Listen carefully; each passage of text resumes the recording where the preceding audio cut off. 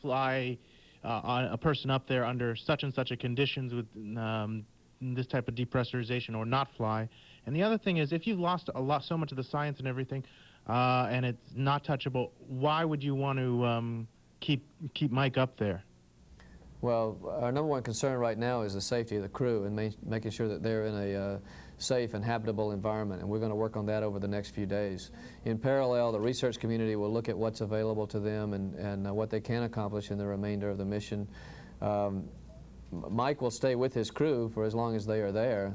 They're a crew of 3. They have 1 Soyuz that could return them, and they'll stay together, and if any other plans are made, we'll work together with the Russians to make those plans. But right now he'll continue per the schedule, but with a different daily plan than what was originally envisioned. And we'll be able to give you more information on that over the next few days. And we will evaluate as we go, and as we get closer to 86, the continuation of the mission as we have in the past. And we will look at all the things such as redundancy of life support systems and power generation as we make those decisions. But it's a little too early to get into that at this particular time. What exactly does that protocol, though, say that in this type of condition in the agreement you signed with the Rehuman? That protocol doesn't address specifically the depressurization of the Spectre module. It addresses such things as system redundancy, and right now we still have the redundancy in those critical systems that we were planning on, and some of them are shut down for power saving, but they're still available if necessary. Dan Billow from WESH-TV for Jerry.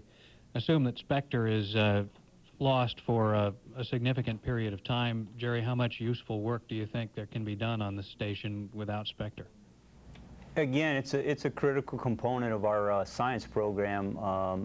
And the other side, you still have pre-rota, which has maybe 50% of our science gear on it.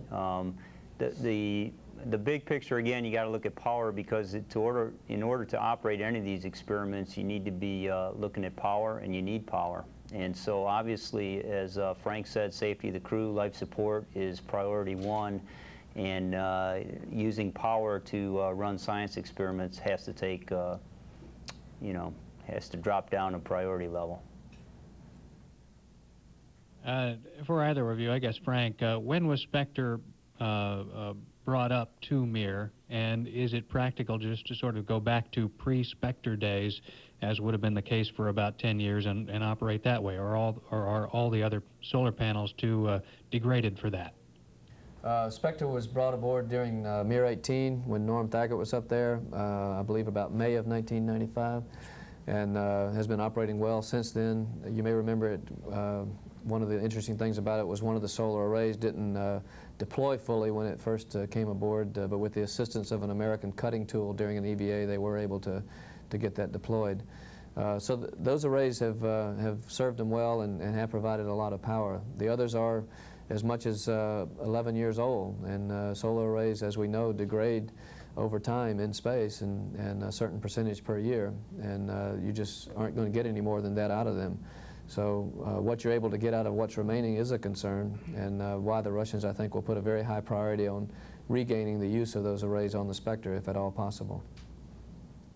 This is Phil Chen, Earth News for Jerry. How many air ducts, fluid lines, power cables, stuff like that go through the node into Spectre? How long would it take for an astronaut to disconnect them so he could shut the hatch?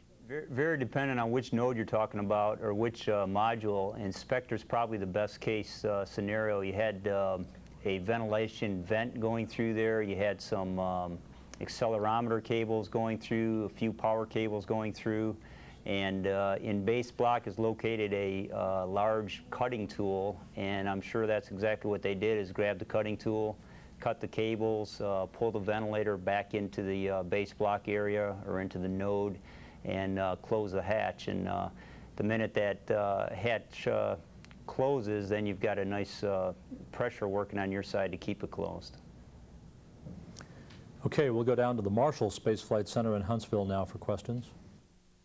This is Greg McCampbell, WAFF NBC. My question is, in an alert situation like this, what is the tactical and repair and rescue procedure, possibly sending a